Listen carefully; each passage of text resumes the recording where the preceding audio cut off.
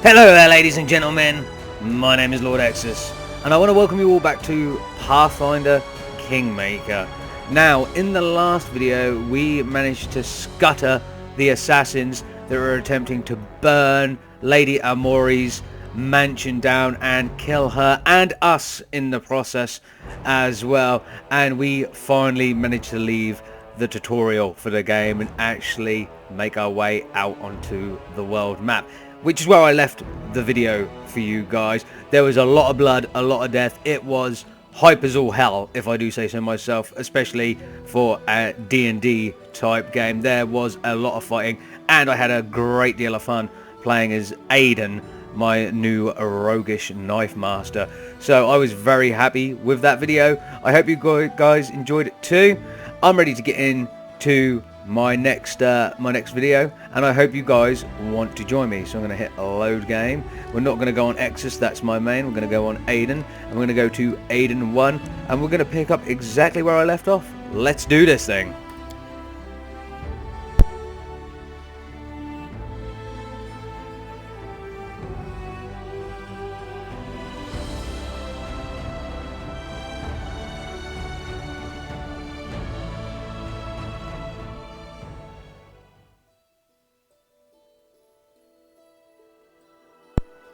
Okay guys, and this is where I left you. Again, I leave my mouse at the bottom of the screen. It scrolls all the way down.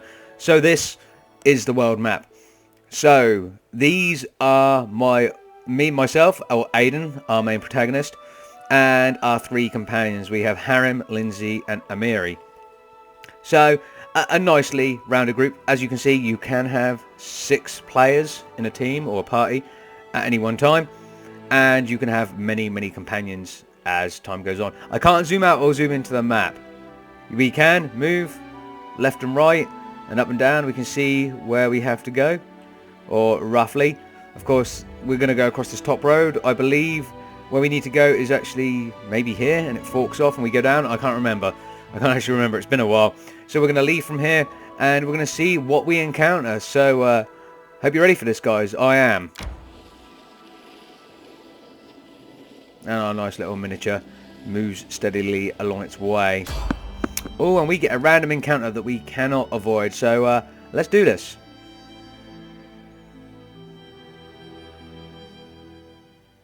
Enemy approaching. I really shouldn't leave my mouse down at the bottom of the screen like that. Okay, so we have some of these boys. They are thylacines, or thylacine. Thylacine, I think. I'm just going to bring up the information about them. They have the flat-footed trait, which I can't remember how that benefits or disadvantages me. I can't actually remember, so I apologise, guys. Yeah. If we right-click on that. Flat-footed, a character who has not yet acted during combat, or a character that cannot properly see an opponent is flat-footed and able to react normally to the situation. A flat-footed character loses his dexterity bonus to AC and combat maneuver defense CMD if any, and does not make attacks of opportunity. So you catch them flat-footed, they don't know how to appraise the situation. Aiden is up first.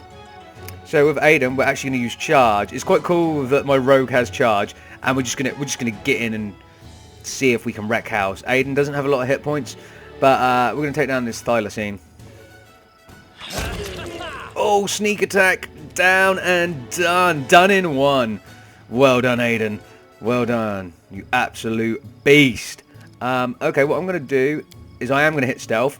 Hopefully he might go into that after this. I don't know if that'll work. Apparently not. Maybe I can only do it on people. Okay.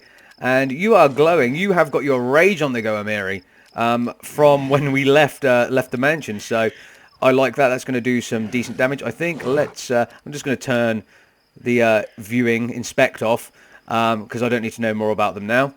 More, however, I don't know if it will right now, but more does become available the more of them you kill, to a point. They're worth 18 experience points each. They have 8 hit points, so 1d8, I guess, or X amount of d8s worth of hit points, but 8. Tells you everything about them. Base attack bonuses. Defense is 10 for combat maneuver, but they don't have that, or that one didn't have that because, as you can see, it's bleeding out on the floor there. So my 9 points of damage finished that. Yeah, and it gives a full description, which I'm not going to read because I'm going to be lazy. I'm going to get straight into the combat as much as possible. Anyway, come on now, Mary. Show me what you've got. I'm actually going to use charge. Should I use charge? What do I get? Let's not use charge. Oh, done. Another one is done.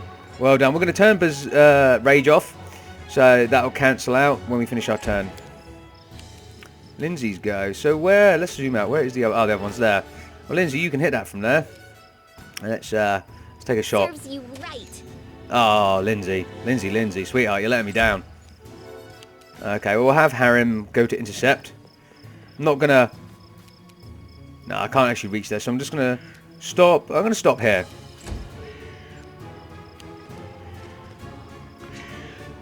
Oh, he's coming for me. Can I? Will that work? Yeah.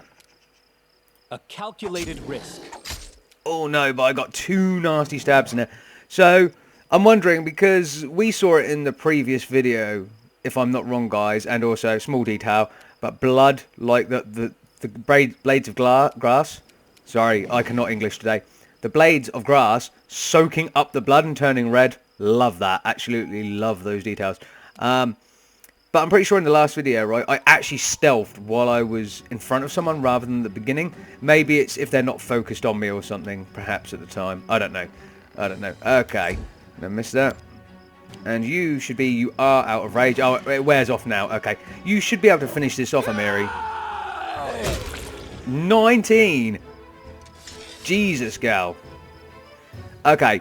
So, the reason the game is doing this right now, we haven't quite finished tutorializing quite yet. It's time to set up camp, guys. So this is relatively easy to do. What we're going to do is we're going to look at these guys first. We're going to try and skin them. Oh, 3 thylacine pelts. I'm going to have them. Gather you guys up here. And you, Lindsay. Lindsay the Magnificent? Lindsay the Illustrious? Something more simple, like Lindsay the Great? Yeah, Lindsay, I think you're thinking about this too much. Okay, so we'll get into a nice clearing. And you can do this outside of dungeons in areas that don't have a ceiling, basically. You can do it from your map, and you'll see a different layout when you're on your map, on the overworld map, while you're doing this. But here, if you want to do it before you enter an area, but you've just killed everything outside, if you have enough resources, you can hit camp and find an area to put it down. So, there. And then you just click on it. Okay, and this is what you'll see on the world map. So I'm not going to click on a specific time because you can do part rests, longer rests, so on and so forth. But I just leave it off and let it do its standard rest, which should be 8 hours ish. We're in the night time now, so that should take us into the morning nicely. We're actually at 9 o'clock at night, and you get this menu up. Before we do anything else, I'm going to show you guys. If you hit manage, you can basically place characters where you want in terms of what their roles are. I only have 4, so they have been sort of auto assigned, and that's fine. My main character, Exsus, on my other file, is actually the head cook, and he's damn good at it. He's really good at it. Your cook's kind of important. Well, not really, but it is as well, because you get a hearty meal bonus. Gives you a +1 bonus on all saving throws for 1 whole day, so 24 hours. Very important. Very important. Hunting, I leave on my other play file Amiri on there. She's good at it. Barbarians are good at hunting. We have a total of 4 stored rations, which strangely weigh a lot more than you'd think. But she can go out hunting and hunt. She wants to hunt for a total amount of rations for the party, which would be 4. So she's going to kill 4 animals or whatever. Hunt for 4 lots of rations. And that'll take her X amount of hours. You can click on this to use the rations in your thing. But I don't know what benefit that has. Maybe you can reassign her to a different role. I don't know. And then you have 2 people you can put on to guard. Take shift at, guarding your place so you don't get attacked in the night. For now, we only have Harrim, so we only have 1. But anyway, you can dedicate what you want for who you want on this. You can also do this. I always leave it on use healing spells and abilities before resting, because that way your health gets back up to full with everyone. You can do natural healing through resting, but you might be left needing to be topped up afterwards. You want to leave this button on if you're not too sure about what you're doing, because they will, you won't see it, but they will expend their healing spells on each other as much as possible to get up to full health. Because after you rest 100% in a camp, all your spells and whatever will come back after a full rest. So that's what you want. So I'm going to leave that as okay. And you just hit begin resting. My cape is all worn out. Gotta catch a bear. A big one's hide would fit me just right. It would. Okay, and you get a little bit of conversation between the guys. That time just Almiri was talking. Okay, Lindsay. Again, I'm going to need to replace you with someone else for cooking the meals because you have always sucked. I'm so glad my MC took over the cooking at the on my main file. But the camouflage is looking great, Aiden. Obviously, you're roguish. That's what you're meant to do. We're not going to get a hearty meal bonus, but I'm not too bothered about that. But it looks like we can hit continue, and we would have gone through a full rest. Fantastic. So we've got a bit of fog rolling in. Aiden's cloak is also kind of stuck inside him, so that's a bit of a graphical glitch right there. Oh, it was. It's sort of tweaking out, but it's fine now. Okay, so I don't know how much more of this area there is to explore. Should we have a little look around before we leave? Let's have a little look around. So, Rabbit, you can kill the wildlife, the flora and fauna, if you so wish. I don't think there's anything else to discover. That's a way out as well on the side here. But you know me, guys. I really hate the whole fog of war thing. It really bugs me. Although you get rid of the blackness, but you do get a greyed out section where you can't see stuff properly.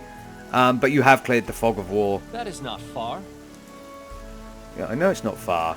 I didn't say it was, Aiden. I'm just, you know, being OCD, Aiden. Wow, there's exits everywhere. Okay. It should be. Okay, they can't jump down there for some reason, so they're gonna go. Oh, it's starting to rain. It's a shame it's so foggy because the rain. Oh, we're getting that lightning. Hopefully, I can get to the next section and it's still doing it because the lightning is, mwah, done beautifully in this.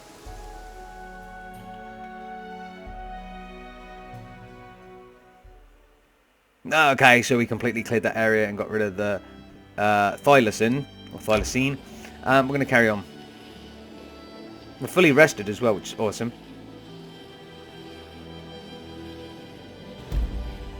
Oleg's trading post. We have made it here. Resting would be nice, don't you think? All your characters are fatigued. I don't want to give them a rest because we're literally at the trading post, so I'm going to go against it. They're fatigued. It also looks like they're over encumbered. I don't know if it'll allow me to enter. It will. That's fine. We'll deal with whatever's here and then we'll rest. I'm hungry. When we stop. Okay, they're all complaining. So, one of the things that I should probably note is I'm listening. Amiri cannot use... I don't even know if she can use rage when fatigued. I know she can't use charge. It doesn't say... It says unavailable, but it doesn't say why. It might say why. When I go to use it. It's also raining very lightly. I wanted to show you guys the lightning. Oh, hello. Save yourself, fools! Some guy just running away. Let's see why he wants us to save ourselves. Oh. In the name of the Stag Lord, the lawful authority in the Stolen Lands, we demand a week's tax and some beer. And where's that pretty wife of yours, Oleg? She should serve us dinner. And a woman called Cressel. Quiet down, dimwit. Oleg, we're just here for the Stag Lord's tax. Hand over the money and we'll be on our way. Alignment dialogues. Some dialogues feature special options that are only available to characters with certain alignments, of course. You want to drink some of my blood too? I'm sick of you. You're like locusts. You think you can control everything around here just because you put up that painted rag of yours. You come here, squeeze us dry, and come at Oleg, a large man with a rough face, stops talking when he notices you. Ah, you must be the guests from Restov. So Oleg is a large man. Right, so I've got a neutral good. I can just ask what's going on. I've got a neutral good option, which is I'm not interested in bloodshed, but I won't let you rob this man. Be on your way, and I'll let you live in peace. I'll let you go in peace. There's an evil specific one. Can't do that. Lawful neutral, which is My task is to clear these land of bandits. I'll start right now. And attack. There's no need for words. To arms. I'm going to go for the lawful. Yeah, the lawful neutral. I was trying to think whether neutral good was better for Aiden's chaotic neutral. But lawful neutral, even though I'm not a lawful human being a rogue. Yeah, I think lawful neutral is the way. So my task is clear. Sorry, my task is to clear this land of bandits. I'll start right now. Retreat! We are too few for a fight. Let's call for help from the camp. No way. Just means we can rob a few idiots instead of just one. To arms, everyone! Here we go. But Can you make an epic the pose? girl... I need inspiration. I hope you noticed, the girl pieced out. Oh shit, he's going after Oleg. Miss. What bitch. And you as well. Yeah. See, I cannot use rage. It's a little bit of a problem, but hopefully Amiri's got it in the bag. She has not got it in the bag. Okay. Okay. Harim, are you able to do anything? Nah, 5. It's okay. Aiden. This will hurt. Nice. That was a sneak attack, but I don't think I'm stealth because he ran. But I don't know if attack automatically makes you run. So that's okay. Lindsay, if you'd be so kind. You deserved it. He's still... The guy is still just alive. That's insane.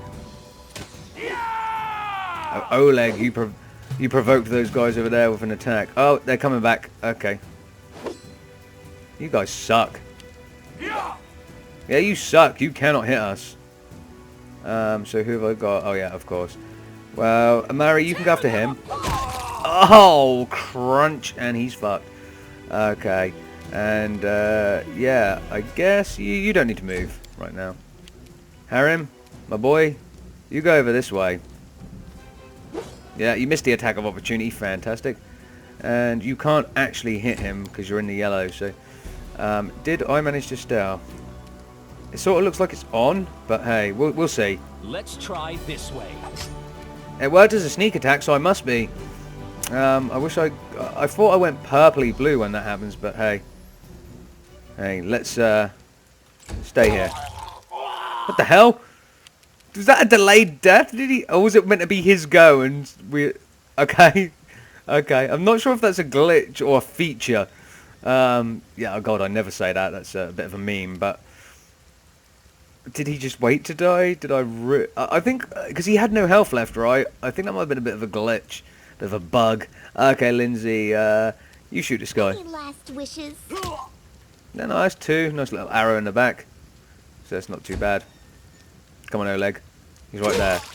You missed and you managed to let him hit you for 6. And then followed by 5. Wow. You're going to get ruined. Amiri? Sorry, Amari? Oh, wow. He didn't even look behind him. He just dodged Matrix style. Okay, Harim. I wonder how much life... You got enough life to take another attack.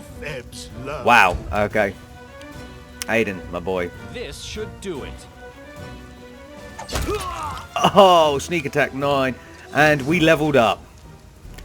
Beautiful. So, guys, let's level our characters up to the fabled level 2. Starting with Aiden. Fantastic. Fantastic. So, of course, I'm going to be Rogue. And, yep, Knife Master will now go 2nd level. I will gain Evasion.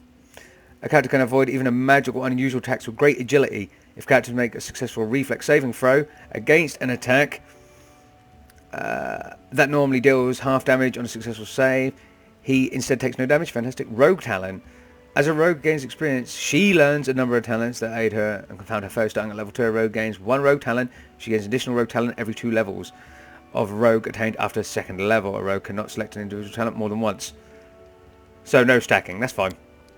Okay, so we'll go down here and we'll go to mobility. We'll just increase the big ones first, but we get to increase everything on that. Everything I chose before, so that's fine. Okay. So, we can choose Weapon Focus. That's the one talent. I mean, there's Canny Observer, there's Fast Stealth, the ability to allow characters to move full speed using stealth without penalty. So I wasn't using stealth then. I'm just...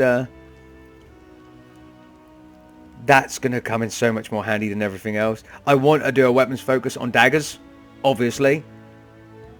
But I'm guessing... I haven't got that many to choose from. But there's specific rogue talents. So I'm guessing if I hit that... Oh, you can obviously do other ones. But I'm going to go fast stealth. That's actually what I'm going to go, guys. Okay. So if you want to know how that works out... Not belts. Go to abilities. Not abilities. How... Is that literally just... They'll never see me coming. Yeah, it's literally just before I enter any sort of combat, so my eyeball will actually disappear and I will turn blue. I did see that before, but I don't know. I'm being a doof. Anyway, Harem, you're next. You're up next. So you're a cleric. So we're going to go cleric again. Yep, divine caster. We can load a pre-made build. I haven't pre-made any build, so I can't. So we'll just go down the list and we'll top you up. Nope, that wasn't the one I wanted. Top you up with the... No, it is going to be this one. Perception as well. Because these two are the highest. And then we'll go law, nature, and other stuff later. Maybe athletics seems to have a +2. But these two are the highest. So perception and obviously religion. Okay. Literally no new abilities. It just puts me straight to the complete. Well, I guess we get more hit die, right? Where am I looking for this? AC is 17. Flat-footed is 17. 21. Did he have 21 before? I can't even remember. What does Aiden have now? No, Aiden got some more hit dice, so that's fantastic. And yes, I know you guys are all complaining because you're fatigued and shit. That's fine. Lindsay's go next. Okay, we're gonna pick Bard again because you can cross class as well, guys.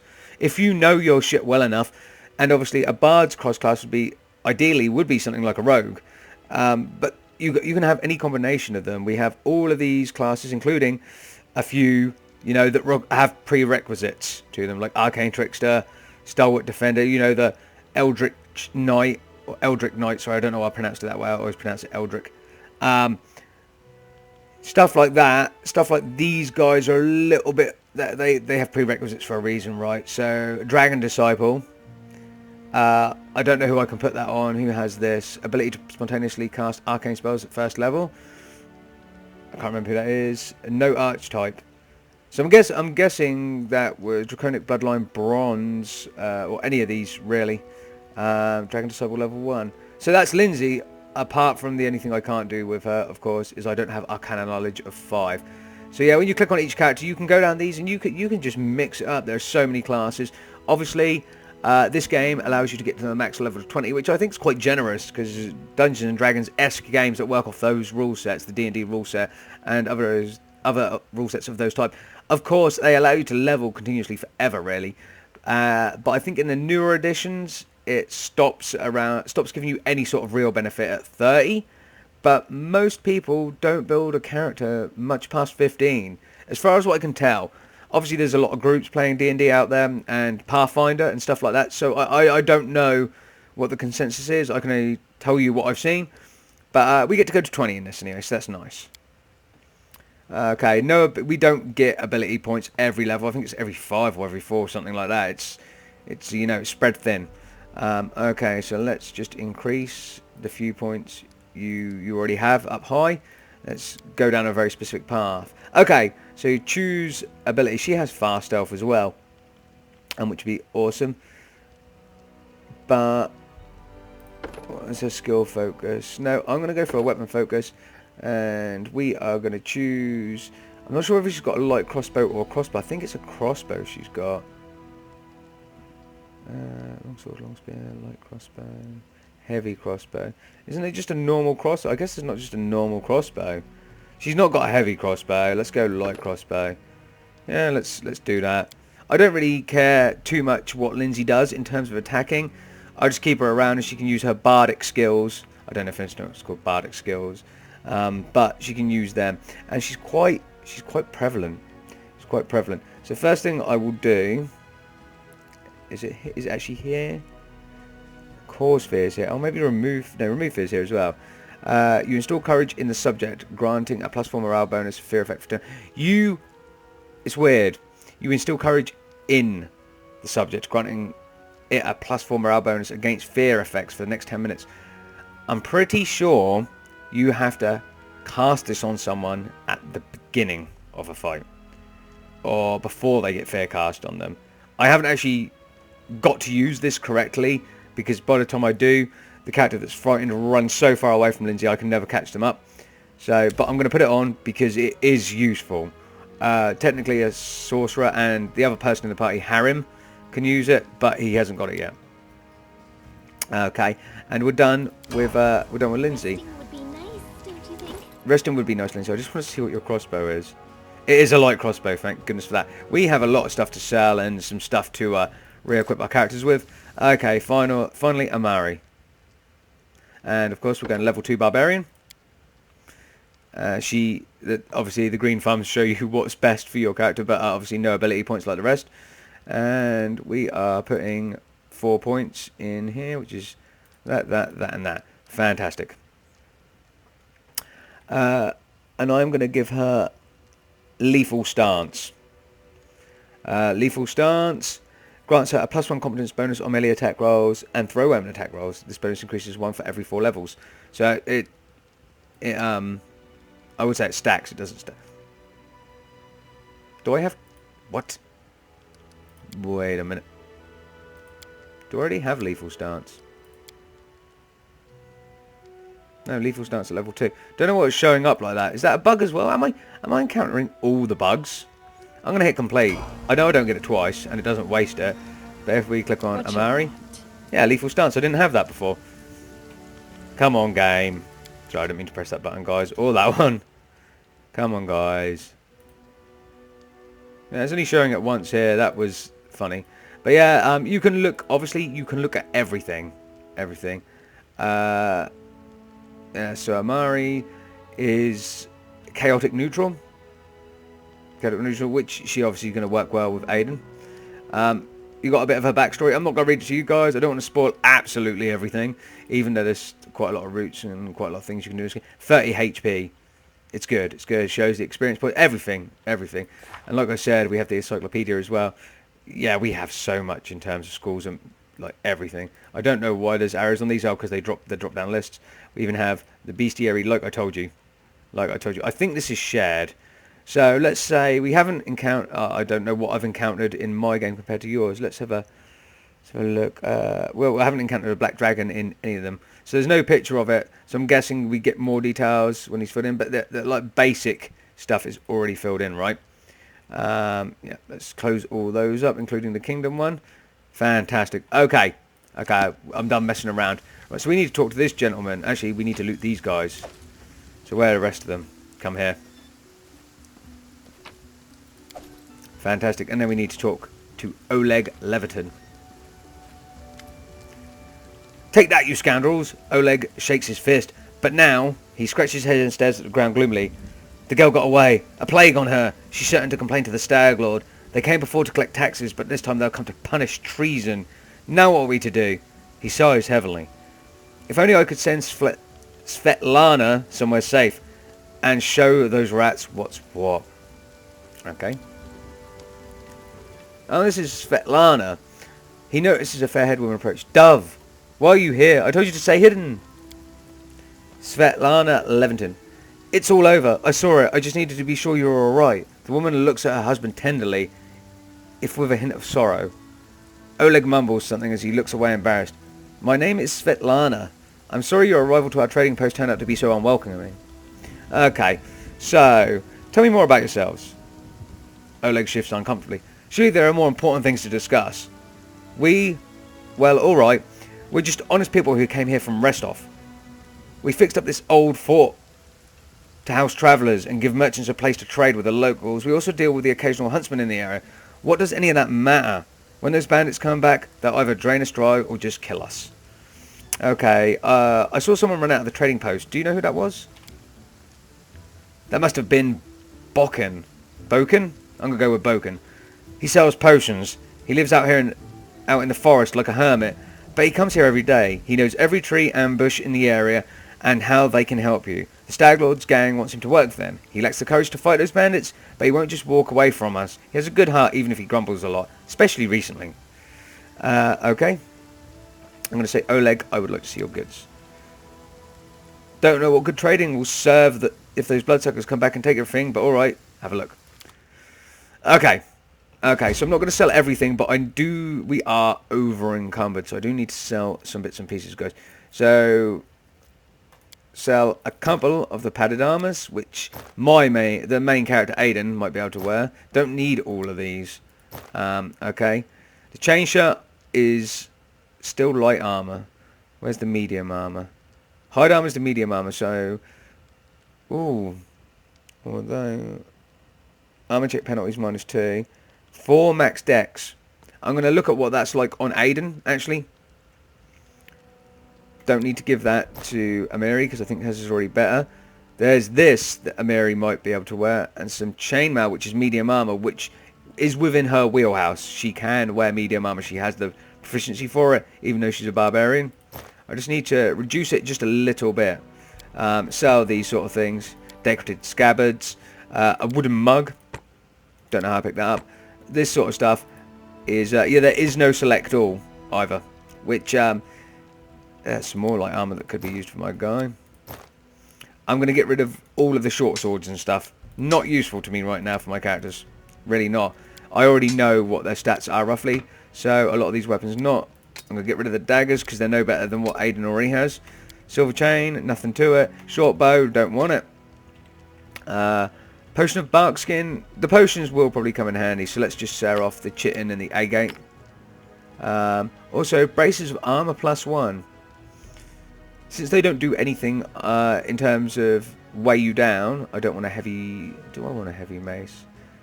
It might be alright to give to Harim. Going to sell this cooking book, because I don't think I can learn anything from it. A long sword is not going to be good for Amari. She's not going to be any good until we get her a massive two-handed sword, like a Zweihander, or some sort of bastard sword. She's just... her weapon's good enough, trust. And we're going to end up looking at that in detail. She will go on about it a lot. I may specialise in longswords later if I think Aiden can pull them off and still be stealthy, but his title of his class is literally Knife Master, so we're going to stick to knives with him. Composite bow, I'm actually going to keep that for now. We are now under the weight we need, but we've got all this stuff is just for making money. It's good. We already have 537 gold. Right, I don't need the daggers. Aiden, they're the same as Aiden, what Aiden already has. Jesus. Exus, please learn to English. A foul chard. Special two-handed weapon, 1 to 10 damage. Not going to need it for now. A spear, same. Normal bow, same.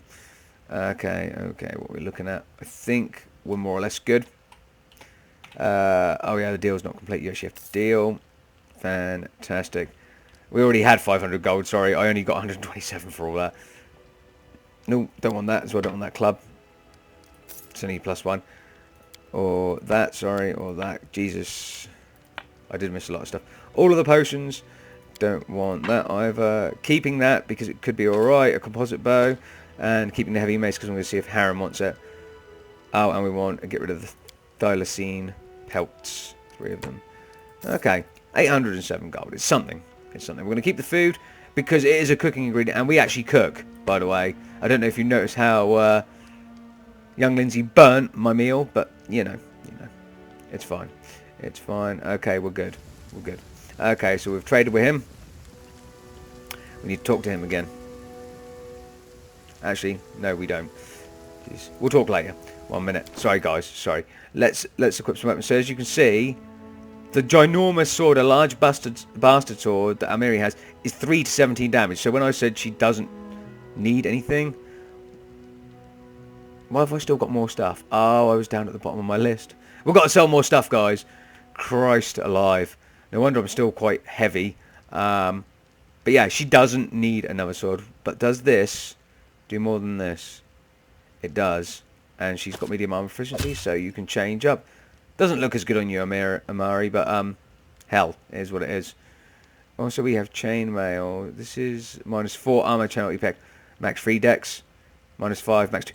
This is better for a barbarian. Better dex and less of an armor check penalty. So that's fantastic. So that's more fitting with a barbarian. Basically, that's more modern and yeah, all that stuff. Okay, gonna have to get rid of basically most of this. So Harem, what's your weapon looking like? You already have a heavy mace in second. So yeah, heavy mace is no good for you. Okay, fantastic. What about your armor? 6, 5, -2 dex. Oh, sorry, max dex. Yep, you're good for that. Fantastic. Aiden, I want you to have extra bracer armor, mate. Oh, you actually see them. That's quite cool.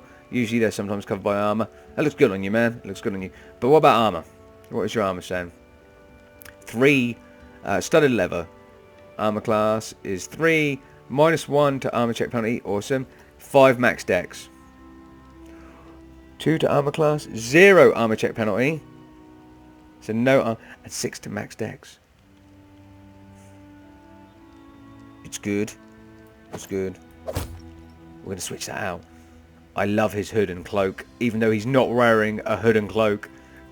So I can still put them in and change them later. It's so good that it's his base stuff. Ah, feels good. Feels good, guys. So yeah, that's an improvement on Aiden all around, which is awesome. Because of course it is. I think we're Gucci. Oh, no. I'm now going to wear Tatuccio's present. Because, yeah, we all remember that little gnome from the last episode. Oh, when we catch up with him, guys. It's going to be fun. Trust me, it's going to be fun. Okay, I'm going to put it on because now I have +1 to my, is it my AC or my throws? AC. AC, fantastic. Lindsay, what can we give Lindsay? Number 1, she's 2 armor class. And she actually has the better padded armor that I've now got on. Fantastic. I want to know what armor can you wear, Lindsay?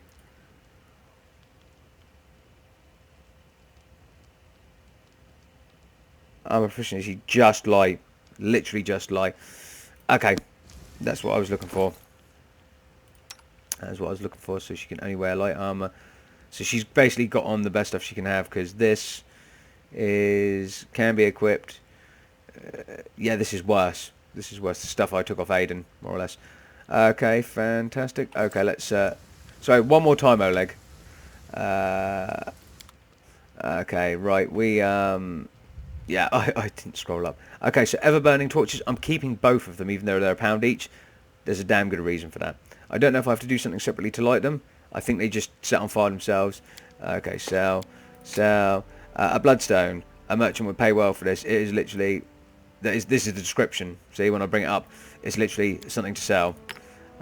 Daggers. I am checking through as I look to make sure the daggers, all of the weapons, aren't as beneficial. Incense, just sell it. Old maps. It says a merchant will pay well for them, just sell them. It will tell you when something can be used in a way other than selling. So if we look at this, info, we can read this. I'm not going to, because there's so much lore in this game. It's not even a question of when I'm playing things like Skyrim and I'm just like, guys, I know you don't want me to read you this. It's boring. I am reading all this stuff basically in my own time, by the way. But there's just so much of it, guys. There's so much of it. We would never get a video done if I read it all. It's just the truth. It's just the truth. And I'm going to have to bring this stuff back up here because it bothers me. It doesn't auto, like, reshuffle it so it looks good. I know, it's very petty and very picky, but I need it. I just need it. Doesn't matter. I'm not putting it into categories like potions all in one area of the grid or whatever. And so on and so forth, and spells in another. Not doing that. I don't need to go that OCD, but I do need to have it all up here because, yeah, you need to do this. I'm hoping I'm not going to go back into my inventory now and it's all scattered everywhere because I'm doing this in the sales inventory. Deal. We're going to sell all that.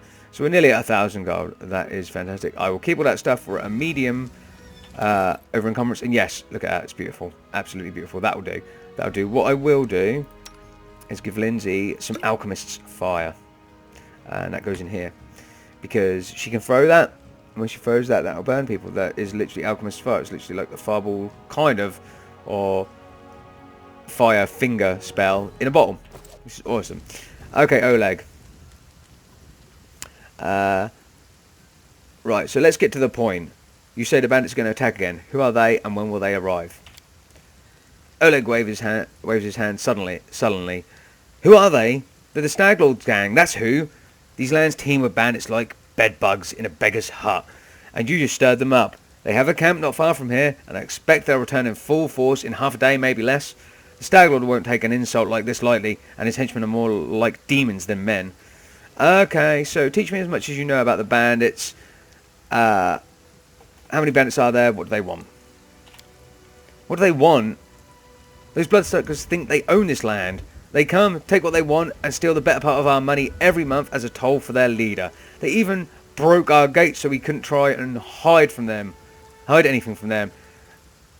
No one knows exactly where they are. Sometimes only 5 or 6 come. Sometimes it's a whole gang. I've shown them... I'd have shown them what for long ago, if not for Svetlana. Ah, that's nice. They claim they were collecting taxes. Why? For the Staglord and his cronies, of course. The Staglord fancies himself a king in these parts. He may have antlers for a crown, but all the troublemakers around here are happy to follow his orders as long as they're paid.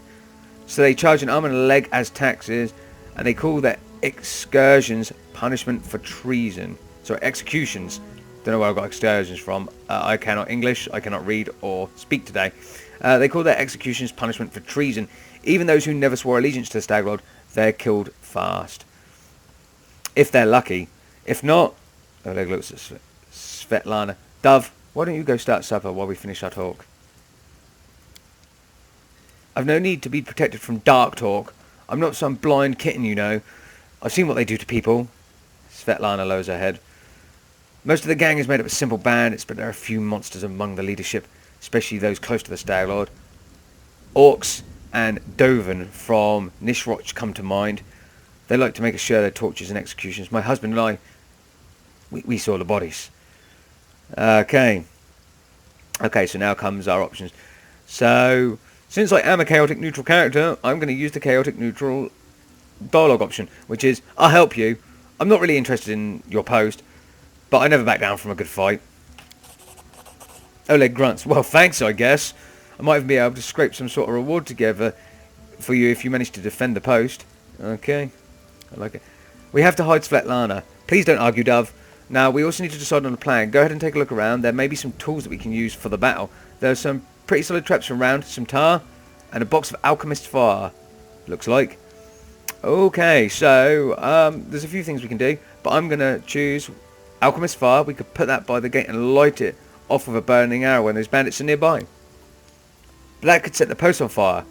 Oleg shouts, surprised. Well, maybe if we covered the walls in something to protect them. Alright, yes, I think it could work. I'll even shoot the arrow myself. I used to be pretty good with a crossbow back in my day. Okay, so I'm not going to ask any more questions. I'm not going to go looking around thinking of the best way to use the tar traps, because I'm not going to use the tar traps. Because I think if you choose one option, it seems like you can't choose the others. I actually can't move in here, can I? No. I'm just going to wait for the attack. And this will hopefully cause us to rest. Amiri flexes her shoulder. Finally a fight! Was bored with all that talking. Well, these aren't the heroics I was hoping to write about, but I guess even the greatest heroes had to start somewhere. Yes, we all do, Lindsay. I see you're not so easily cowed. I beg you, be careful, and please don't let Oleg do anything too risky. Svetlana, go hide inside. We're going to meet our guests. 6 hours and 40 minutes. And it appears that was enough to rest us, according to our health bars. Oh! We will be victorious. Why do I keep putting my arrow at the bottom? Sorry, guys. Oh, but they do have reinforcements. 3 of them, 5 of them died. Watch out, Oleg. Okay. So we're gonna rage with Amiri, sorry. I think she actually pronounces her name Amari, because you just hear people talk later. Anyway, we're gonna charge this guy and slap him. Fucking done. Just done. Plus, she gets a +4 HP bonus while raged. I'm gonna leave the rage on. You can not get all the way up, but you can come here. What a waste. What you mean of the turn, or? Because I'd agree. Aiden, my man. Why can't you stealth?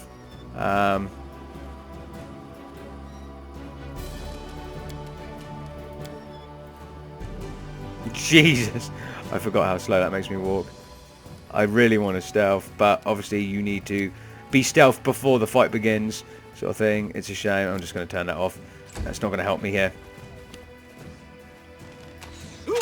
Ooh, ooh, 2 thumps on Oleg there. Okay, let's get to a point where we can actually start going after that guy that Oleg is going to be facing off against. Oh, we can actually hit this guy. Nice. This guy is called Haps Biden, or Beeden. He actually has a name. That's interesting. Bandit, bandit.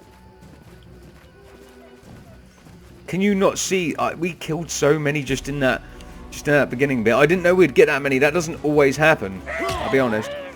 Jesus Christ. Oleg is taking it. I mean, he gave it back. He's taking it as well. Okay, Amiri, I need you to deal with this bandit. Good girl. Okay, Amiri for the win. For the absolute boss. Okay, Harim, I need you to go actually deal with this guy. Become as dust. Nice hit with your flail there, sir. And Aiden can deal with this one. Calculated risk. Okay, apparently not. Because this guy's going to keep shooting at Oleg. Ooh. God, that was a lot of blood. That was a lot of blood. Oh, Harim finished him. Harim is a boss. Attack of opportunity. Right. Okay, that did not work. Missed. Oh, yeah, another bow guy. He's going after Harim. It's fine. Harim can heal himself. Nice. So, Amiri, I need you to come out here. Wow, you have got stride, girl. She is the unsung hero of this whole game, by the way. Barbarian is an epic class. You do need healers and stuff to back it up, but it's still Gucci. Come on, Harim.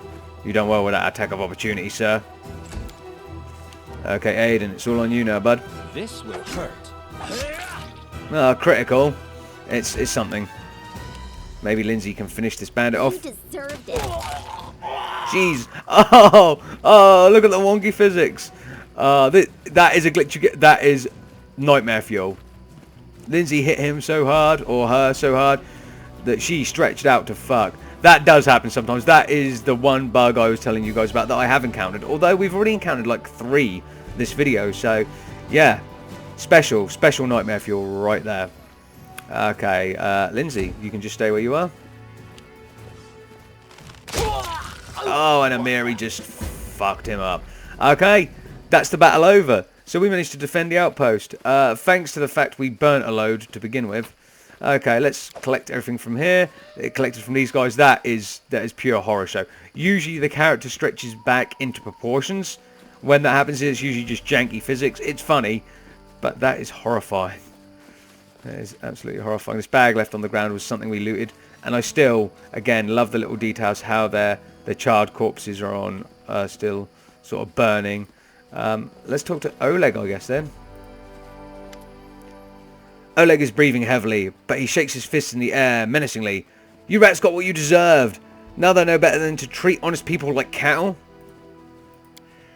We should call Boken out before he freezes in those bushes. Now, my lord, head up to the guest rooms on the 2nd floor. You deserve some rest after such a battle. I need to clean things up.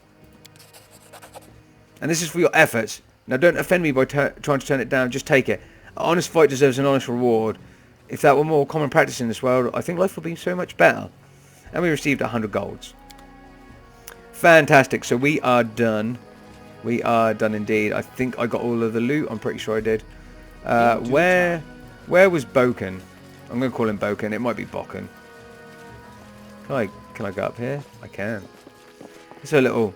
Oh, it just leads out here. This is actually a nice stable location, you know, guys. So we help defend this. According to plan. Yeah, I'm just gonna look around the area and do you know what? I never paid this place too much mind. Okay, Aiden's just gonna go down there then. Come on, Aiden, catch up. Ooh, stuff. Ooh, heavy crossbow. Oh, so longsword, some bucklers. Sorry, multiple bucklers. Follow my lead. Okay. We'll just go loot the place for any stuff that Oleg blatantly won't want and will potentially try to sell us. He won't, we can't sell anything now to him So if we are over encumbered, which we're actually technically not. Ooh, potatoes. Make some nice food. In due time. In due time. Okay, nothing up here. Fantastic. Yeah, if we were over encumbered, we could sell to him in the morning, but not right now. Ooh, Jasper and 10 gold coins in that one, and a heavy mace, and a spoon and 5 gold coins in this one. Fantastic. I think we've got everything. Yeah, Oleg's there.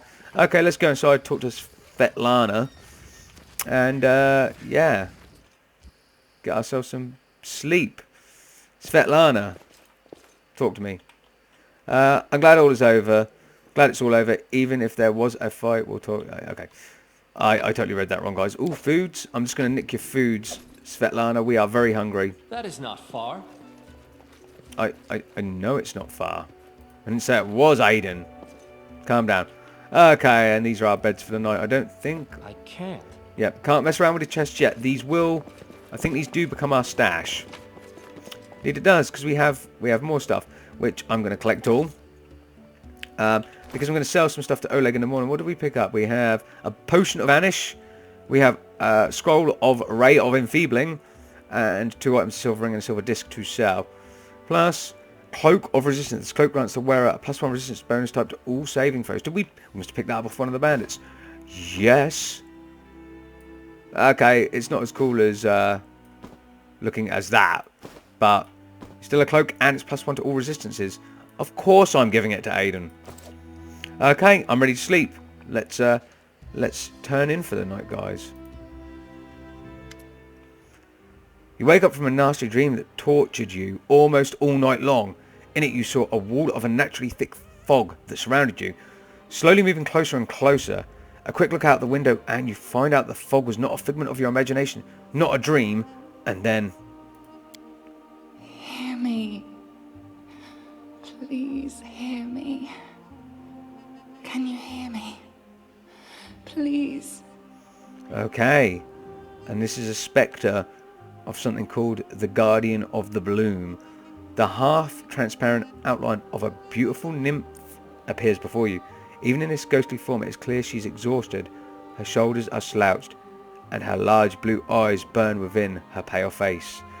She repeated the line you just heard. Her voice is barely more than a whisper as she reaches towards you. It seems that only you can see and hear the nymph. Yeah, I think everyone else is asleep. Who are you? Who am I? Just a tear shed by the land itself. The bitter sigh of nature. I am a nymph, the guardian of this area. A defeated guardian. Call me the Guardian of the Bloom, if you wish.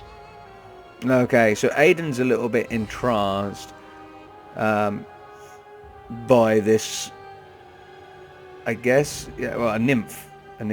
So I'm gonna be, not, I guess, charismatic, and I'm gonna say, I'm glad my adventure begins with such a beautiful sight. Beauty is so tender. It can so easily be crushed under the blows of cruel fate. But you can save it from being undone. And specifically, Aiden can save it from being undone. Okay. What do you want from me? Aid. Salvation. We have a common enemy, and long have I searched for someone who can defeat him. The one you call the Stag Lord. As a storm strikes ruthlessly with gusts and lightning, the Stag Lord wreaks havoc with the swords of his servants. And not just in the world of people. The land also suffers from the evil he brings. My forests and my flowers suffocate in this fog. Soon even I will vanish, as the last ray of light fades at dusk. Okay, good to know. And just for clarification, Aiden thinks the Guardian of the Bloom is a relatively attractive nymph. I think she looks spiny and quite prickly and horrible and green. Green's not a good look. Not for me. So yeah, she looks like you probably shouldn't romance something that has like spikes, including on the sides of her face, which is quite scary. So the Stag Lord is responsible for this fog. Yes. It hides his fortress as well as his dark deeds. Okay. While responsible, he did not create this affliction. It is the work of a powerful druid who has betrayed even himself. I know not why the powers did not leave this renegade, but even I was unable to defeat him. Okay, so you've tried to fight the Stag Lord already. Okay, how can I help you? This fog, it enshrouds, entangles, suffocates. If only I could learn how it was created. But my powers wane. I have barely the strength to call out to you. All I know for certain is that somewhere in this forest lies an old house, and it echoes with the remnants of a strange power. The Stag Lord and his druid were there.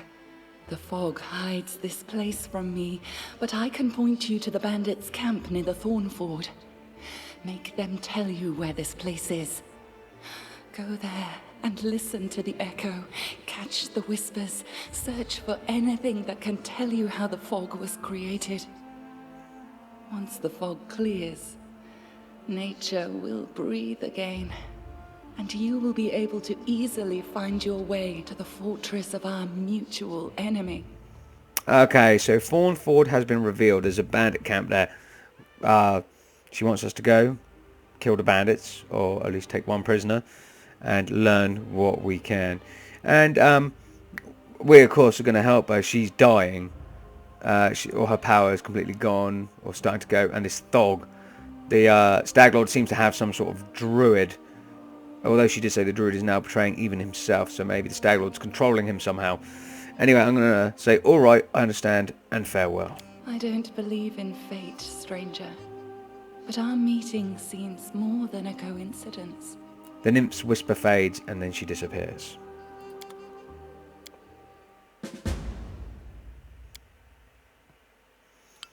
Okay.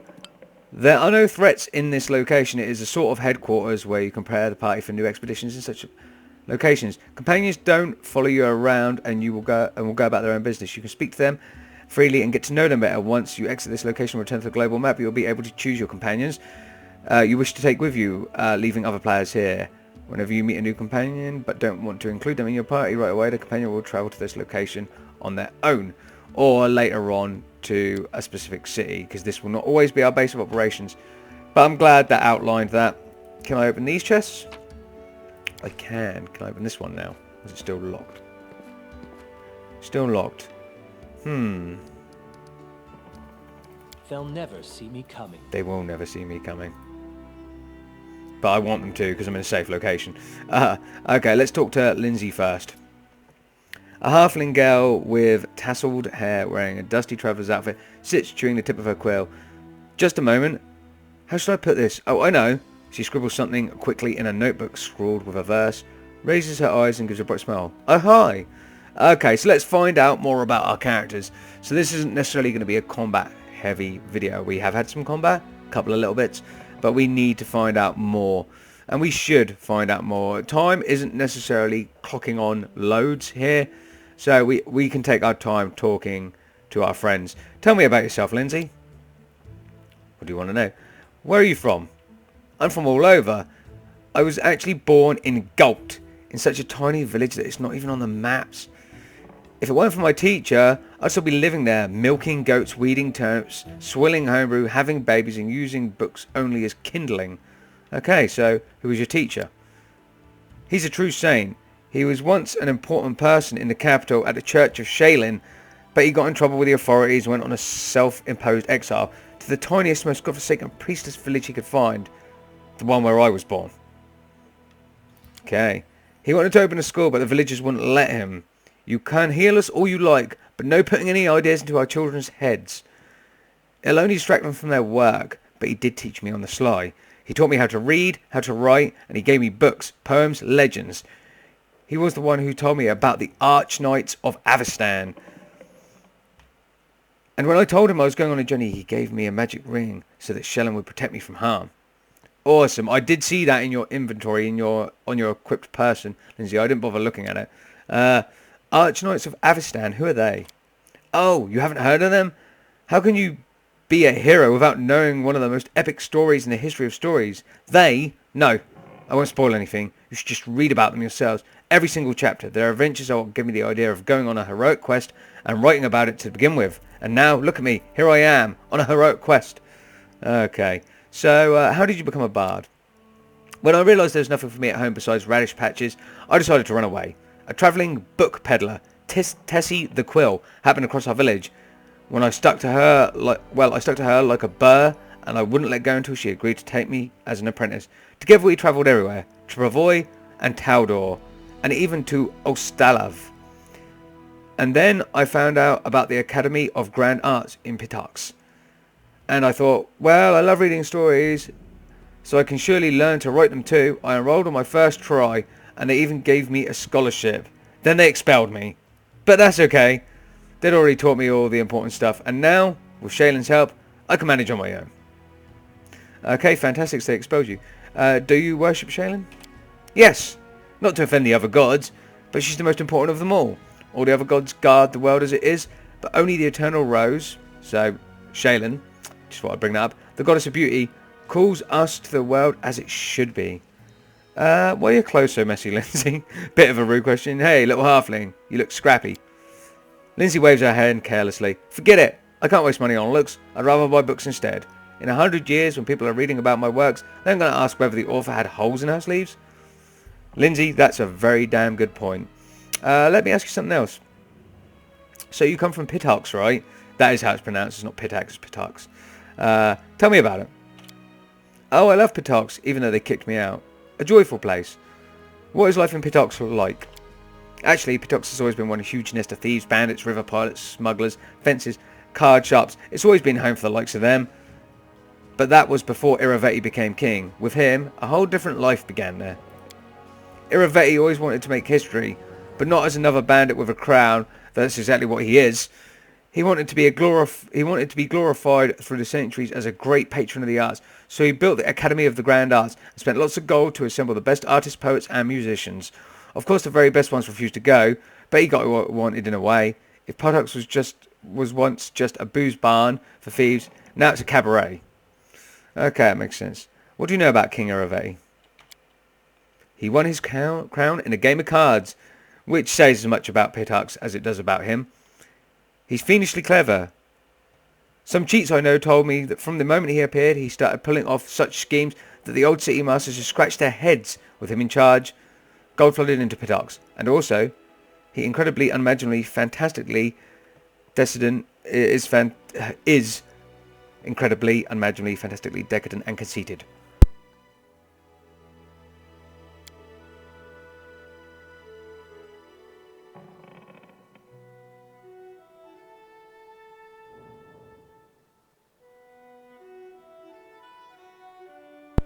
Okay, sorry guys, just had a massive cough there.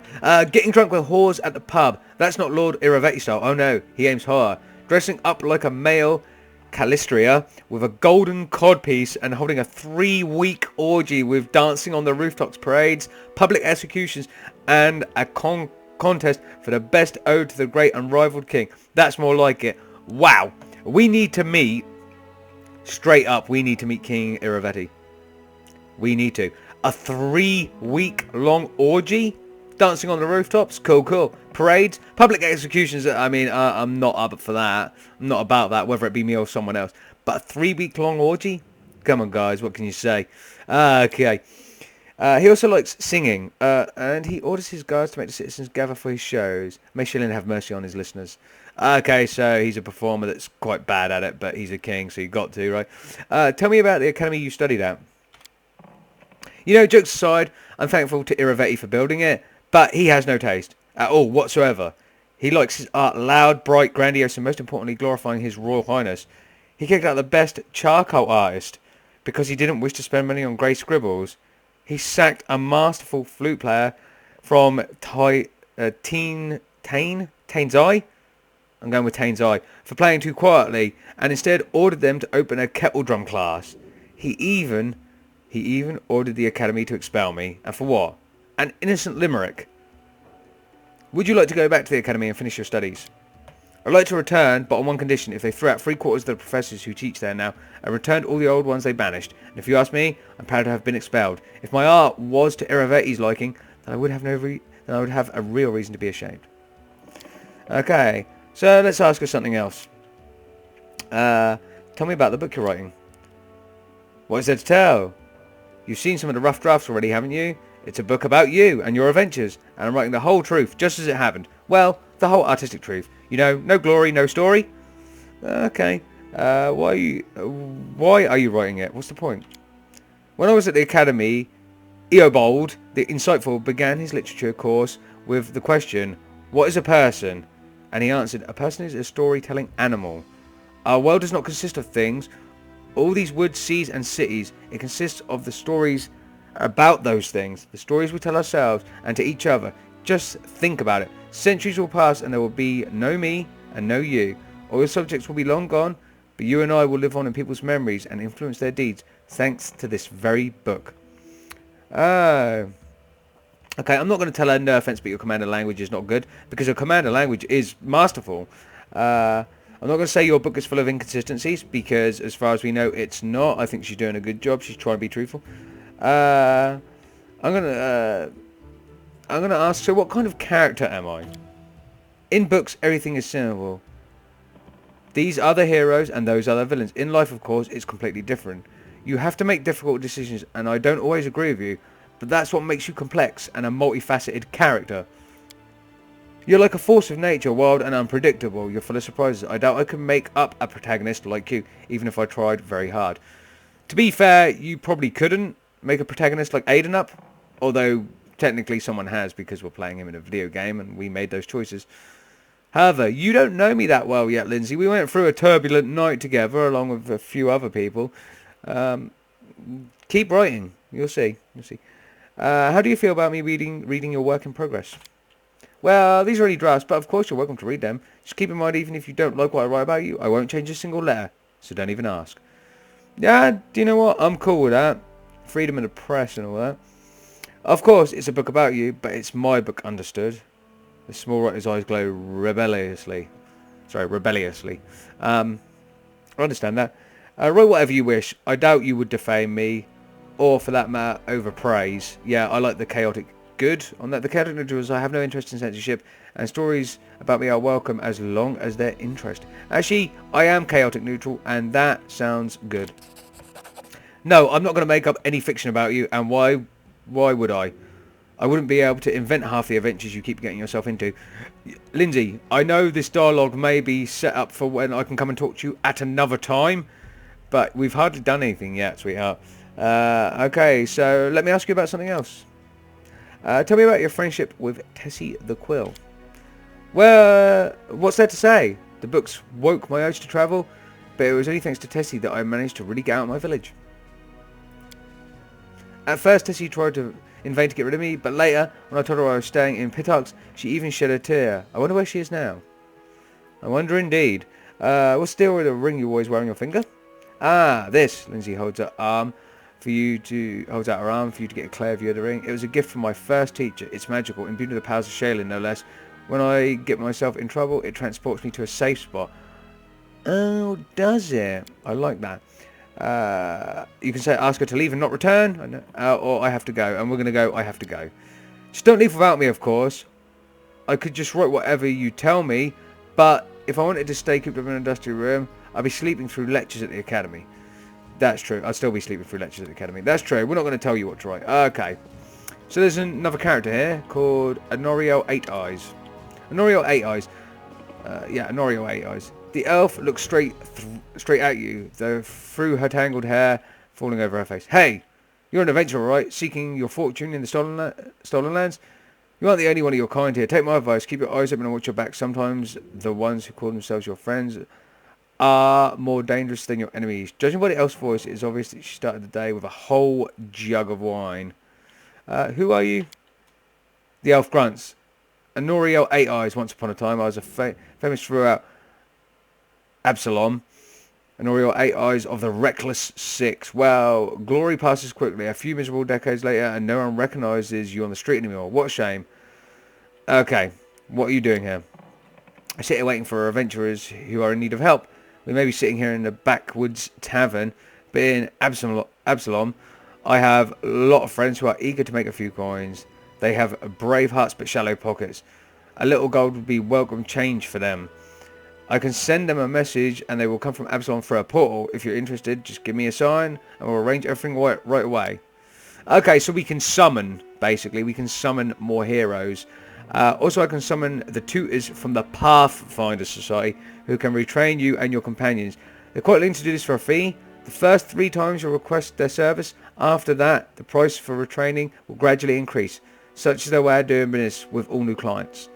Okay, so yeah, we have several services we've got here. I don't want to use the Pathfinder Society, even though it's the namesake of the game. I'm only just training my characters. There's no need to retrain. I don't need loyal and experienced fighters right now, and I also know the cost. It's 2,000 gold per fighter, so I'm not going to do that. Why are you called 8 Eyes? Once long ago, I could spot an enemy and pin him to the wall before he could even think of attacking. Someone said I had 8 eyes and looked all around at once. Though it seems I've outlived my nickname. Honoriel stretches her arm forward. Her palm trembles noticeably. I've been drinking so much lately. It's best that I don't test my skills too often. So you're getting pissed and reminiscing of your famous days of long past. You need to get a grip. Okay. If you say, what did she say? If you would you like to join me? No, I've got enough things to do already. You better manage on your own. Fair enough. I want to know more about the Pathfinder Society. Oh, because she's actually a Pathfinder, a famous Pathfinder here in the middle of nowhere. Why? You want to know how one could exchange the life of a Pathfinder for a sorry drunken rat? For this sorry drunken rat hole? The light in Anariel's eyes goes out as if someone had blown out a candle. You lose all your friends because of one scumbag, and then you'll understand. I was the only one to return from the final campaign of the Reckless Six, and whatever is left of me can't be called a secret anymore. What is ever left of me can't be called a secret anymore. So I don't know what these Pathfinders are or this Reckless Six. I'm assuming it's a homage to something that happened in Pathfinder First Edition. Perhaps. I don't know how long Second Edition's been out. I believe they're probably elite groups of adventurers. I don't know who the Reckless Six are. So this doesn't ring any bells for me. This doesn't do anything for me, guys. People that are Pathfinder fans probably know all about this. This is probably like nostalgia or nostalgic as fuck for them. You probably played some campaigns with the Reckless Six. I don't know. But it looks like only this woman got out. This female elf. And apparently no one else did. Okay. Honoriel remains silent for a long time, as if wondering if she wishes to poke an old wound. Here's the story. Our leader, Vermelt, was the best of us. Wise, brave, friends with everyone. One of those friends, Adivian Adrissant, sent him a disturbing letter. He stumbled upon mention of some ancient book on the art of necromancy. Secrets like those are best left hidden forever. Trust me. I've seen what that kind of magic can do. The elf bites her lip. To make a long story short, these volumes were supposedly hidden in the catacombs of Gallowspire. We decided that the book should be retrieved and kept safe by the society. We gathered in a tavern, discussed the expedition, then proceeded to Ustalav. It was a normal mission, a quick and quiet recovery. And Auriel smiles bitterly, but everything turned out to be much more complicated. We barely made it through the Witchgate Forest, all those terrible living trees, undead druids and their archers of bone. It was a miracle we managed to make it out alive. We'd chosen Wrench Church to stop at. It was marked on Vermelt's map as safe enough, a haven to hold up and lick our wounds. How I wish that had been true. Vermelt was the first to perish. He was attacked by one of the monsters hiding in the stables. It tossed him about like a feather and threw him down an ancient well. His shout echoed for so long, and I didn't hear the sound of him landing. And then Honoriel pauses and turns away, hiding her eyes. Enough! I shouldn't have gotten into this. Who am I to stir up others' feelings with all my chatter? We'd better forget about it for now. Maybe I'll tell you some more another time, but not today. Okay, so you can ask regarding your story, but I'm not going to do that. We're gonna say I have to go.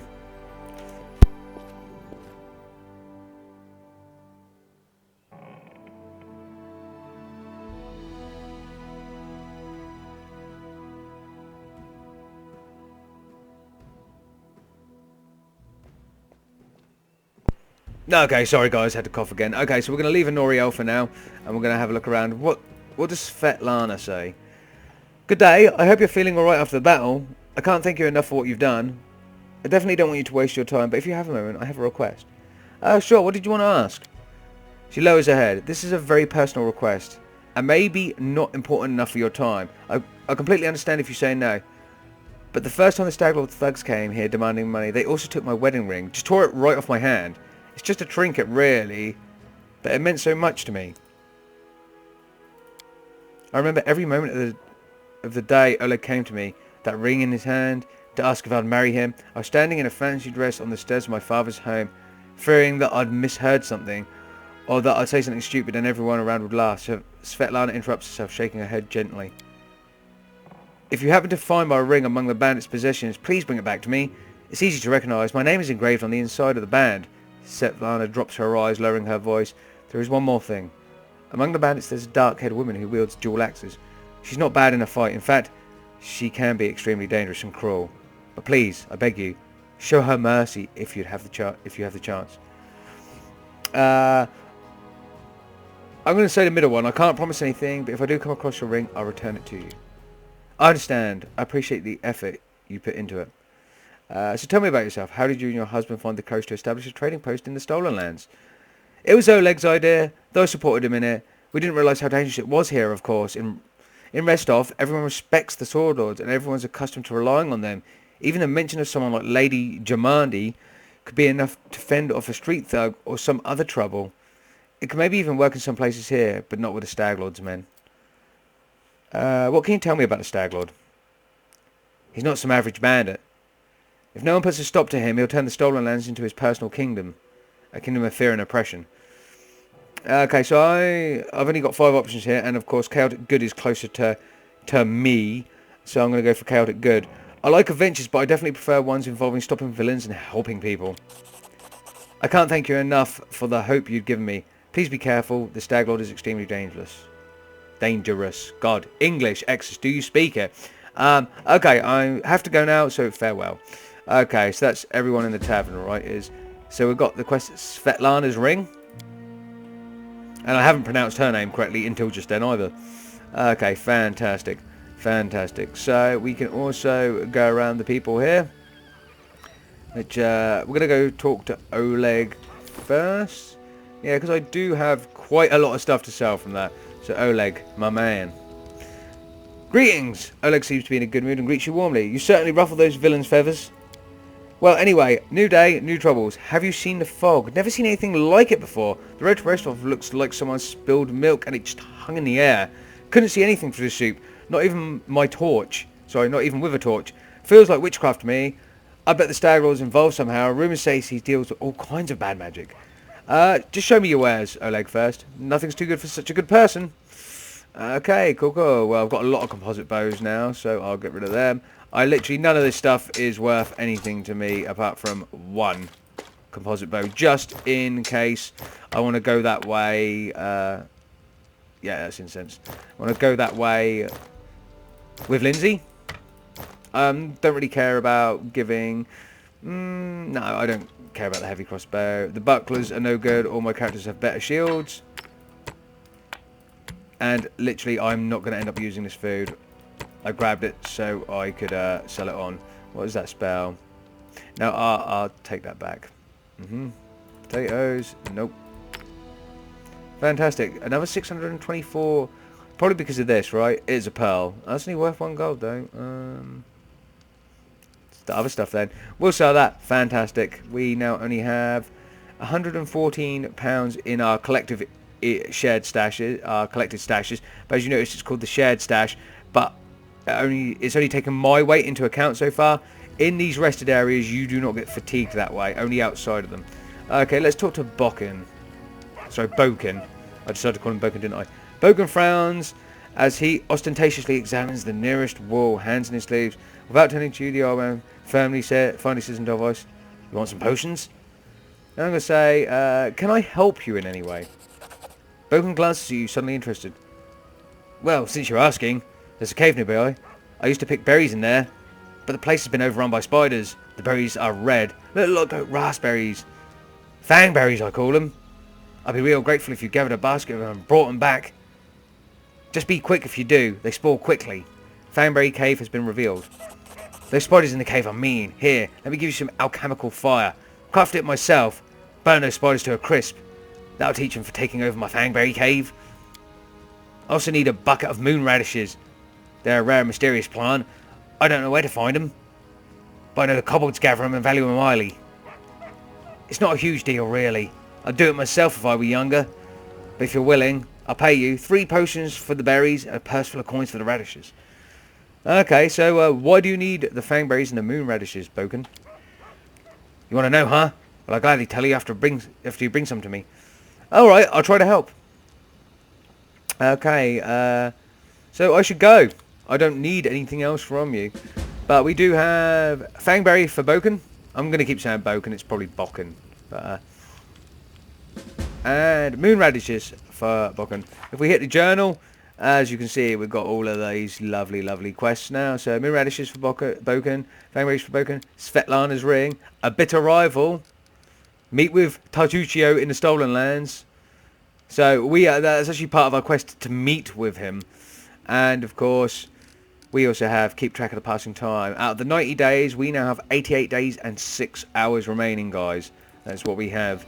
I'm going to spend these 6 hours around here. Let's go and see if we can talk to anyone else. Is anyone else around here?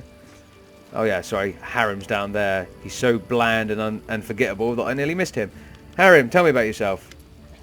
Harim puts his hand on his bead, muttering something that could either be prayers or curses. Upon noticing you, he winces. What? Ah, it's you, Aiden. Did I startle you? I'm sorry. Oh no, that doesn't matter. I was just contemplating the futility of existence and the worthlessness of the universe, and the ways of Grotius are great.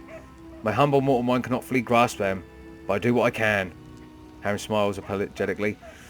So yeah, he's a depressed motherfucker, like proper morbid. Considering he can actually heal anyone, he's technically a priest/cleric, I guess. Tell me about your past. My life is divided into 2 parts. The first was filled with blind wandering, doubts and attempts to serve Torag. I think Torag is one of the Dwarven gods. Father of creation, is stoic and serious dwarf god of the forge. Okay, so yes. The second part began when I accepted Grotius into my soul and received a clear vision of the world. What is exactly you would like to know? Where are you from? My life story began in Larad, a city of dwarven clerics and acolytes. They served Torag and the other dwarven gods. Torag's brothers, Angrad and Magrim. Torag's wife, Flolgrit, his daughter Bolka, his sons, Grundinar, Coles and Trud. And also Torag's sister, Drangvit. Harim curves his lips in contempt. I wouldn't be surprised if they built a temple to Torag's pet dog. That's exactly what I was going to say, Harim. Or Harim. I don't. I'm going to say Harim. Yeah. I would not be surprised. Fucking hell. Every single one of Torag's family members there. Sorry, I let myself get carried away. Harim sighs and pulls his beard several times. Larend is the second largest dwarven city in the 5 Kings Mountains. It's built around numerous temple caverns which serve as places of worship for all dwarven gods. Many pilgrims from every corner of Golarion come to Larend to pray to their gods. Some remain to live there. So the world is called Golarion. This city is simply imbued with faith. You can't swing a dead cat without hitting a cleric. It's no surprise, inspired by the aura of the city, that I decided as a young boy to dedicate all my efforts to becoming a cleric of Torag. You once tried to serve Torag. Or Torag. No, I just literally hit that, sorry. Not just tried, it was a burning passion. I craved it by day and dreamt it by night. Harim shakes his head, as if amazed by his own stupidity. You see, Aiden, for my first days, I felt the presence of God at my back. I heard the whispers and felt his power. Though the nature of this power was unclear to me, I thought Torag himself was trying to speak to me, and I did all I could to understand his words. Oh, what a naive fool I was. I had no idea Torag, that uncompromising, conceited god glamorized by all dwarfs, was capable of betrayal. He turned away from me, Aiden. He left me in the hour when I put all my hopes in him and desperately needed his support.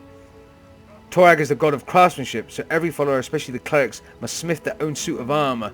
The day when his work is finished is like the second birthday for a dwarf. his newly born in the eyes of Torag. Harem sighs heavily and falls silent for a time. My second birthday never came. I couldn't make armor. Not even a sword. Not even a simple nail. My hammer smashed my fingers, fell onto my feet. Molten iron burnt my hands. The clerics laughed as they healed me.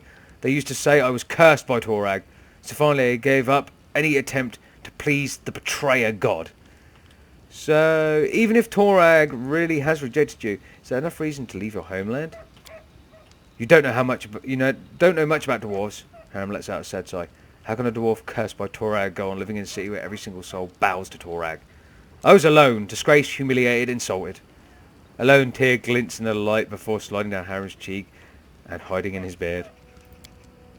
I was trying to drown my sorrows in drink, but even the owner of the cheapest pub on the road would laugh at me while he put those mugs in front of me. I couldn't take it any longer.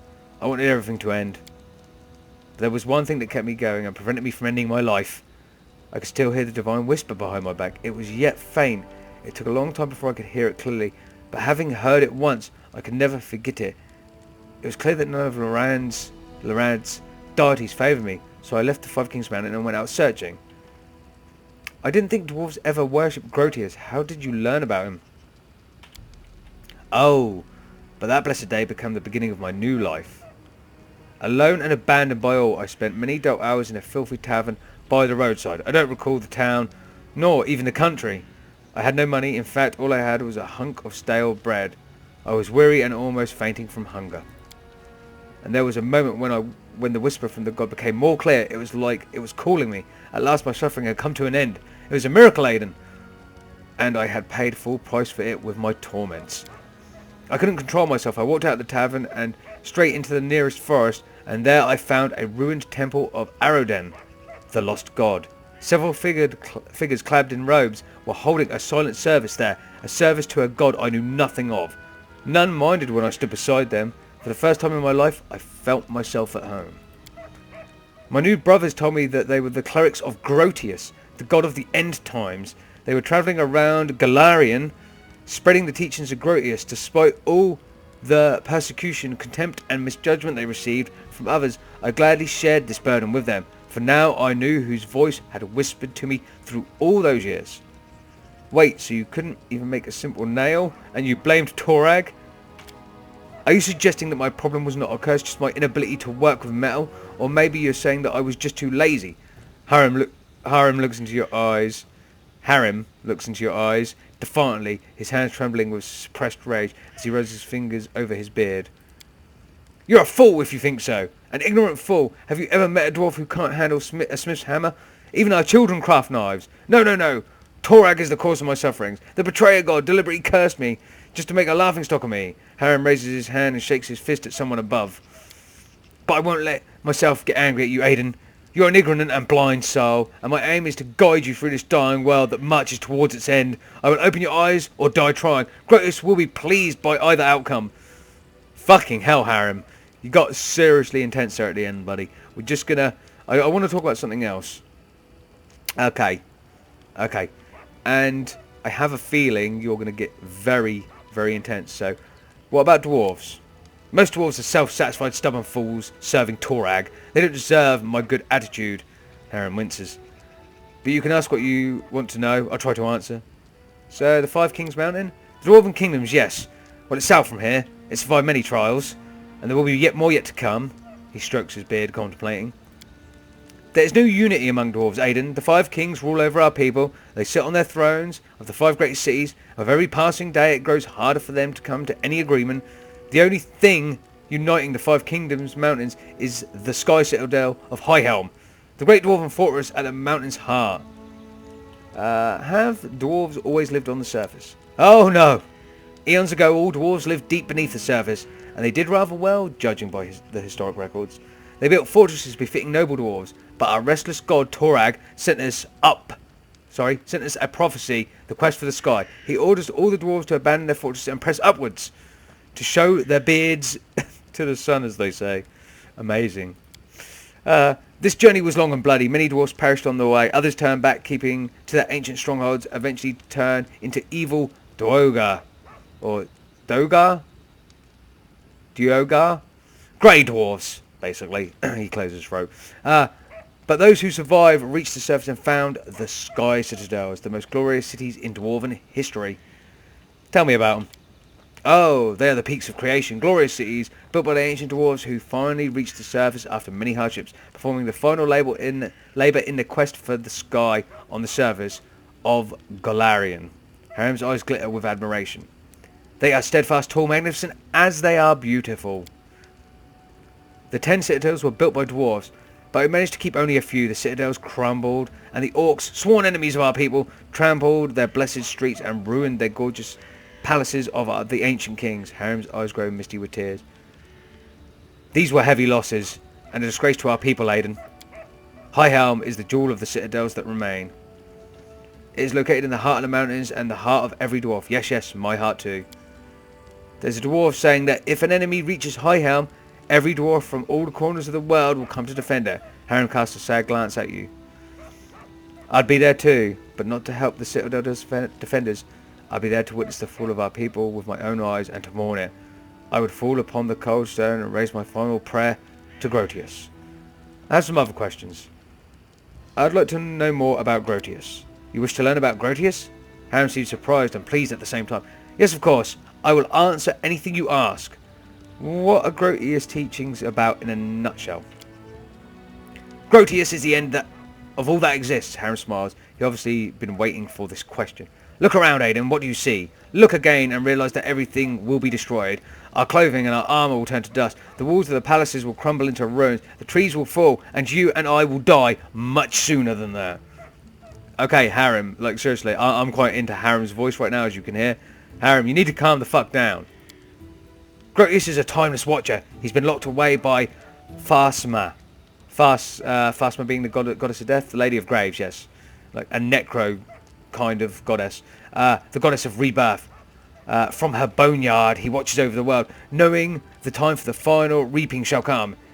He's the bloated moon hanging in the sky. He's the harbinger of the last days. He's the one who will stay when all the others are gone. Pharasma has Grotius locked in her boneyard, so she's stronger than Grotius? Of course she's stronger, for now. Harem nods diligently. Sorry. Dignity stroking his beard. With dignity stroking his beard. Grotius is weaker than Pharasma and many other gods. I'd be a fool if I tried to claim otherwise. If Grotius were stronger, the end times would already have come, wouldn't they? But the powers of the other gods fade away. They dissolve slowly. A grain in a century, Grotius collects those grains and waits. He doesn't need to hurry. He knows that his time shall come. Okay, usually clerics speak with their gods. What does Grotius say to you? What is his will? Harem shakes his head in resignation. Grotius doesn't speak to his clerics, actually. Grotius doesn't need clerics. Dwarf raises his sad eyes to you.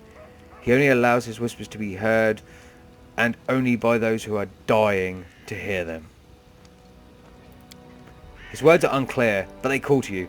His voice comes with a soft rustle of fallen leaves, with a woeful wailing wind at the mountain pass, with a roar of a raging blizzard, and it calls up to you to strike out on the road. Onwards, always onwards, over the pass, over the bridge, and further along. Up ahead, where the edge of the grey road flashed, a candle sputtered for the last time before dying. Onwards, always onwards, until your feet can no longer carry you. Harem falls silent, submerged in his own thoughts. Thanks for telling me about Grotius. I've had enough for now. I like your tales. There's an inner truth to them. A broad smile spreads across Harem's face. I'm glad you think like that. We'll bring this truth to the whole world and tell everyone that the end is inevitable. Yeah, I'm not going to tell... I'm not going to be that morbid, Harem. Have you ever regretted your decision to abandon Torag and start worshipping Grotius instead? Your question might seem offensive, Aiden, but I'm not offended. I realise you ask it because you wish to learn more about Grotius. Harem squeezes his beard in his fist, but in a moment lets it free again. Torag betrayed me, Aiden. All he's ever done was look down with contempt on all my futile efforts to please him. I crafted armour plates, but they fell apart with a single stroke of a fist. I smithed swords, but they broke at the hilt. Torag's priests used to say that such failures were the curse of their uncompromising deity. Harem's fingers grab his beard with such a force that he seems to tear a handful of hair out of it. Jesus Christ, Harem, chill the fuck out. You're very angry. It was Grotius who opened my eyes, who showed me that the failure is a manifestation of his will. The end times are near, Aiden, and every failure is just another step towards it. Torag's curse is only half the reason for my failure. The other half is the blessing of Grotius, which I have borne from early childhood. Ham smiles warmly at the thoughts. So, the short answer to your question is no, I've never regretted opening my soul to Grotius. I know it's Groitus, but Grotius sounds better. I know it's Groitus, but it just, or Grotus. I don't know how to pronounce it. I'm sure Harren will tell us later. From what I've heard, Grotius doesn't spare the minds of his clerics. They all go insane eventually. Is that true? Ha! Who told you that? I'd like to look that Solanderer in the eye. Harren burst into laughter, but you can't understand what's so funny. You see, Aiden, sanity is quite a relative concept, Harren says as his laughter recedes. Each of us is certain that he's the sanest creature in the world. Meanwhile, we periodically doubt the sanity of others. So what happens to 2 or 3 people claim that someone else is insane? Does it make it true? Perhaps the accusers have lost their minds themselves. The longer a cleric listens to the whispers of Grotius, the better he comprehends the essence of his designs, and the deeper his understanding becomes. When enlightenment comes, the mind of a cleric ascends to a new level of understanding which is inaccessible to simpler souls. Is that insanity? This is for you to decide, Aiden. My decision was made long ago. When I reach enlightenment, I'll accept it with joy and delight. So I'm going to go for chaotic neutral on this. I'm going to, well, when you learn Grotius' divine plans, remember to tell me about them. I could use a good laugh. Harren seems not to hear the irony in your words. Oh, of course I will tell you. I'll tell everyone. The word of Grotius will lead us forward unto the inevitable. I want nothing to do with you. Leave, or thanks for the conversation. We'll talk later. Harren nods with dignity. I'll be happy to continue our conversation later. Okay, so we got him out of the way. So we're learning all of the lore about our fellow companions, people travelling with us before we set out. That did not take any time. So while we are here just talking to people, hours don't pass, which is handy. So we've only wasted a couple of days. So, right, yes, of course, Amari. We are going to talk to Amari, but we're not going to talk to Amari right now, guys, because I think I'm just about out of time for this video. So I think we'll start the next video on some good old lore building and find out about Amari's backstory. But yes, we got getting to Oleg's outpost covered. I know it was only a very short amount of the game and we only got one little fight done. But we have moved on. After this, we can actually spread our wings and go out into the world and actually start accomplishing something, because of course that was just freeing Oleg's outpost. But we did find out all about the characters that are here, as much lore, as much detail as we could. I know it was a slower paced video, but I'm fine with that, because the next video is going to be mainly fighting and possibly doing even a dungeon that could take maybe longer than this video. So, you know, that's exciting. That's something we can look forward to. But I hope you've enjoyed the video anyway, guys, because I enjoy just reading about these characters and that. And to be fair, I skim over it when I play the game myself, but I read it enough to know what these people are about. But it's nice. I'm not really doing voices because I'm not a voice actor. I'm not a guy that's good at doing voices as well for characters. But I'm kind of injecting a little bit of what I think their personality would be into these characters, because, you know, I think this is the way they'd be. And you know, I'm warming up to them even more than I have in my game. So anyway, I hope you guys enjoyed this video, because I very much enjoy playing this game, and I will be bringing you another video sometime soon. So with that being said, as usual, I've been your host, Lord Exsus, and I'll see you guys in the next video. In a bit.